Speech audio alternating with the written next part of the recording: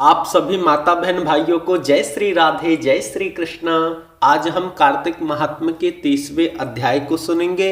इससे पहले आप सभी मेरे साथ में बोलिए, हरे कृष्ण कृष्ण कृष्ण हरे हरे, हरे राम राम राम हरे हरे। आइए कार्तिक महात्म्य के 30वें अध्याय को सुनते हैं। भगवान श्री कृष्ण सत्यभामा से बोले, हे प्रिय, नारद जी के यह वचन सुनकर महाराज पृथु बहुत आश्चर्यचकित हुए और प्रसन्न हो गए।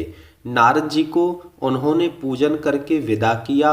इसलिए माघ, कार्तिक और एकादशी यह 3 व्रत मुझे अत्यधिक प्रिय हैं। वनस्पतियों में तुलसी, महीनों में कार्तिक, तिथियों में एकादशी और क्षेत्रों में प्रयाग मुझे बहुत प्रिय है। जो मनुष्य इंद्रियों पर विजय प्राप्त करके इनका सेवन करता है, वह मुझे यज्ञ करने वाले मनुष्य से भी अधिक प्रिय है। जो मनुष्य विधि पूर्वक इनकी सेवा करते हैं, मेरी कृपा से उन्हें समस्त पापों से छुटकारा मिल जाता है।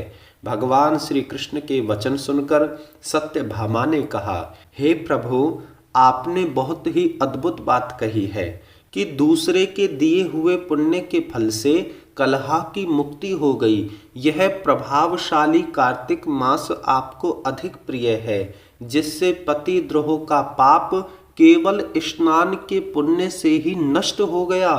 दूसरे मनुष्य द्वारा किया हुआ पुण्य उसके देने से किस प्रकार मिल जाता है, यह आप मुझे बताने की कृपा करें प्रभु। भगवान श्री कृष्ण बोले, हे प्रिय, जिस कर्म द्वारा बिना दिया हुआ पुण्य और पाप मिलता है, उसे ध्यान पूर्वक सुनो। सतयुग में देश, ग्राम तथा कुलों को दिया हुआ पुण्य तथा पाप मिलता है, किंतु कलयुग में कर्ता और कारक दोनों को ही पाप तथा पुण्य का फल भोगना पड़ता है। संसर्ग से पाप व पुण्य का एक दूसरे को फल मिलता है, उसकी व्यवस्था भी सुनो। पढ़ना, यज्ञ करना और एक साथ भोजन करने से पाप पुण्य का आधा फल मिलता है। एक आसन पर बैठने तथा सवारी पर चढ़ने से, श्वास के आने जाने से पुण्य व पाप का चौथा भाग जीव मात्र को मिलता है। छूने से, भोजन करने से और दूसरे की स्तुति करने से पुण्य और पाप का 6वां भाग मिलता है। दूसरे की निंदा, चुगली और धिक्कार करने से उसका 7वां भाग मिलता है। पुण्य करने वाले मनुष्य की जो कोई सेवा करता है, वह पुण्य करने वाले मनुष्य का पुण्य ले लेता है और उसको अपना पाप दे देता है। नौकर और शिष्य के अतिरिक्त जो मनुष्य दूसरे से सेवा करवाकर उसे पैसे नहीं देता, वह सेवक उसके पुण्य का भागी होता है। जो व्यक्ति पंक्ति में बैठे हुए भोजन करने वाले मनुष्य की पत्तल लांघता है, वह उसे, जिसकी पत्तल उसने लांघी है, अपने पुण्य का 6वां भाग दे देता है।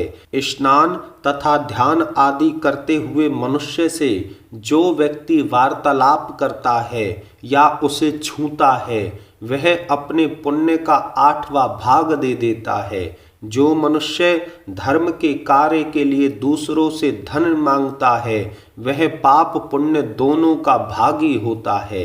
हे प्रिय, जो मनुष्य धर्म का उपदेश करता है और उसके बाद सुनने वाले से याचना करता है, अर्थात धन लेता है, वह अपने पुण्य का 6वां भाग उसे दे देता है। जो मनुष्य दूसरों का धन चुराकर उससे धर्म करता है, वह चोरी का फल भोगता है और शीघ्र ही निर्धन हो जाता है, और जिसका धन उसने चुराया है, वह पुण्य का भागी होता है। बिना ऋण उतारे जो मनुष्य मृत्यु को प्राप्त होता है, उसको ऋण देने वाला सज्जन पुण्य का भागी होता है। शिक्षा देने वाला, सलाह देने वाला, सामग्री को जुटाने वाला तथा प्रेरणा देने वाला, यह पाप और पुण्य के 6ठे भाग को प्राप्त करते हैं।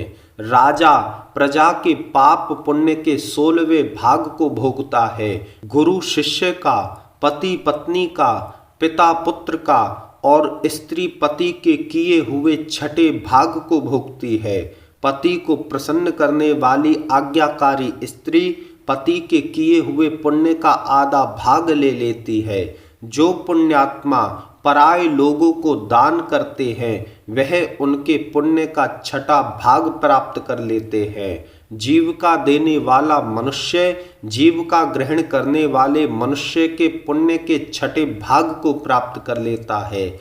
इस प्रकार दूसरों के किए पुण्य अथवा पाप बिना दिए हुए भी एक दूसरे को मिल जाते हैं। इतना कह करके आज के इस 30वें अध्याय का यहीं पर विराम करते हैं। आप सभी मेरे साथ में बोलिए, हरे कृष्ण कृष्ण कृष्ण हरे हरे, हरे राम राम राम हरे हरे।